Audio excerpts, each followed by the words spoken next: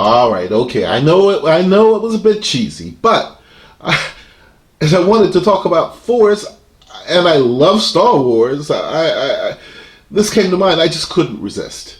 So, suppose we talk about the Force, albeit not the one in the movie that surrounds us, penetrates us, and binds us together, but the Force we use with our left-hand fingers to play the violin.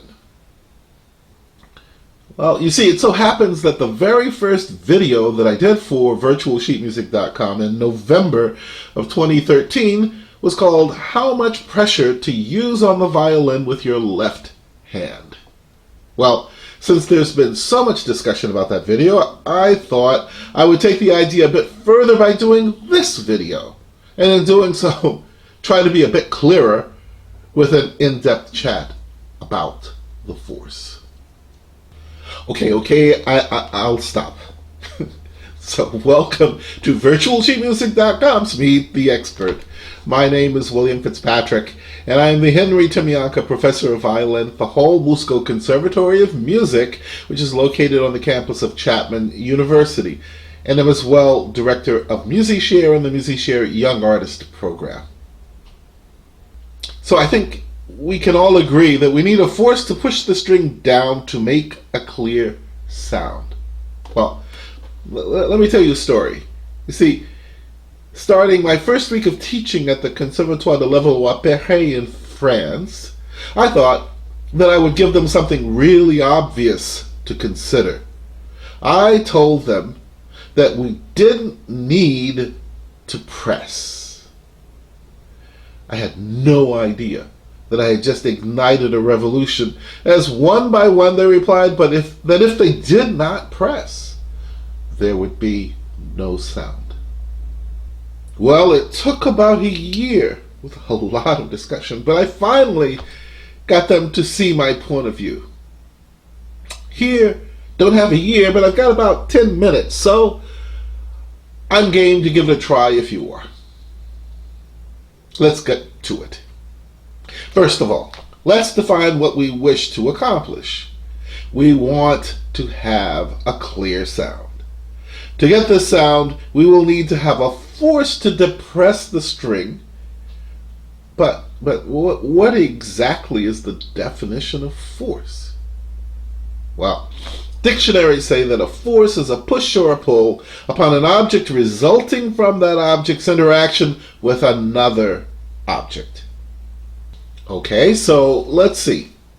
With regard to our left-hand fingers, there would seem to be three kinds of forces that are applicable, that appropriately come into play. There's an applied force or pressure. There is gravity or weight.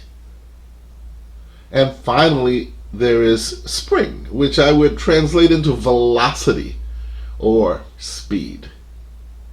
Other forces such as friction, air resistance, tensional seem less applicable to what we do. So again, we have pressure, speed, and gravity or weight. So since we need to apply a force, we need to understand Newton's third law of motion. That states that for every action, there is an equal and opposite reaction. So this would mean that if a force is applied to the string, an equal force will occur, but from the other direction. For many years, the opposite force was considered to be the fingerboard, because the distance between the string and the fingerboard was low. This allowed for the following sound to be heard when playing. You see, back in the day, we'd just come away from using gut strings. And after that, the gut would be wound with aluminum. So the strings were not nearly as strong as today's totally synthetic ones. Well, now let's be certain about what I'm saying, because we don't want to have any further discussions like as of a year from now. So why don't you simply listen to recordings of older violinists, you will hear this sound. Now you see, we were told that this thumping on the fingerboard was a sign of good articulation. And we were encouraged to strengthen up our muscles to make it. Well, this is what I believed as well, till one day, in a lesson with Miss DeLay, she explained the following. She said, "Billy, do you have a good imagination?" And of course I said, "Yes." And she then said, "Okay, do you remember the movie King Kong?" I sort of looked at her and I went, "Yes." She then put her violin on the piano and she said, "Okay, the distance between the string and the fingerboard is going to be, let's see, the Empire State Building." She then asked if I remembered how many floors the building had. And I could not, so we said, well, let's just say 100. Now, she said, "Your finger is King Kong, and he's at the top of the building." But you know what? In the movie, this part gets a bit sad, so perhaps I'll skip it and move to the diagram she drew to explain what she was talking about. You see, she told me that the finger touches the string, then goes down to, say, the 15th floor, then rebounds up to the 30th where it stays.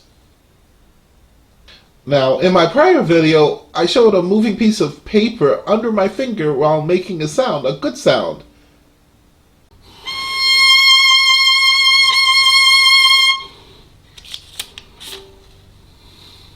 And this is why. So, the velocity or speed of the finger being thrust to the string descends the string towards the fingerboard. Do notice that this is not from the force of pressure. And then the finger rebounds up to the point where it resides. So, you can start to see how things have changed in that regard.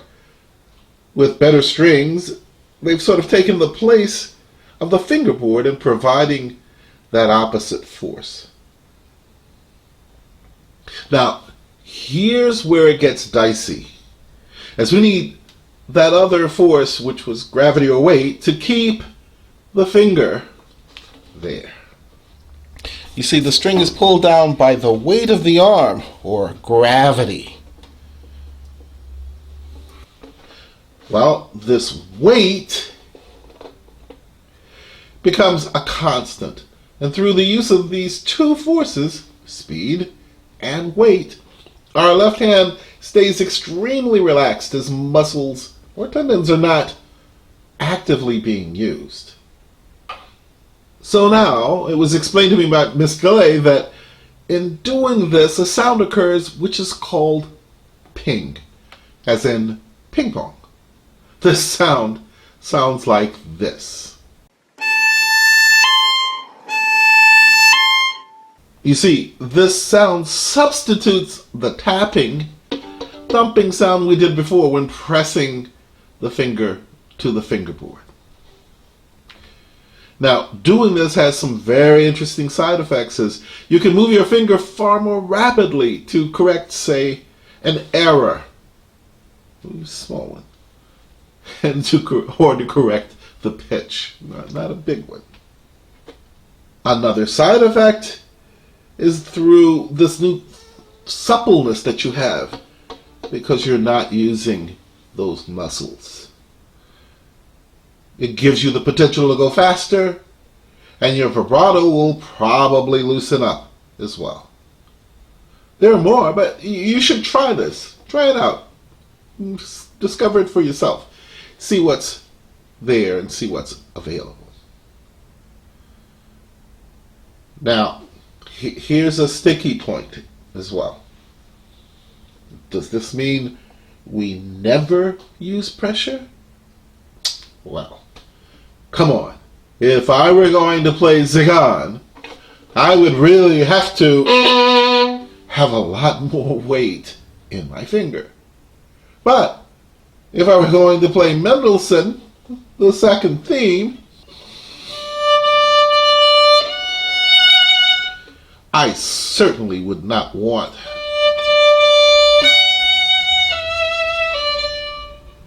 So it's all relative to the character of what we're trying to play, the expression that we're trying to get out of this box. So now that we've explored the use of force in the left hand, please feel free to post a comment or ask a question below. Do take care, and I hope that these videos are helping your practicing to become more and more efficient, and that this leads you to even better performances. Oh yes, and of course, do let the force be with you.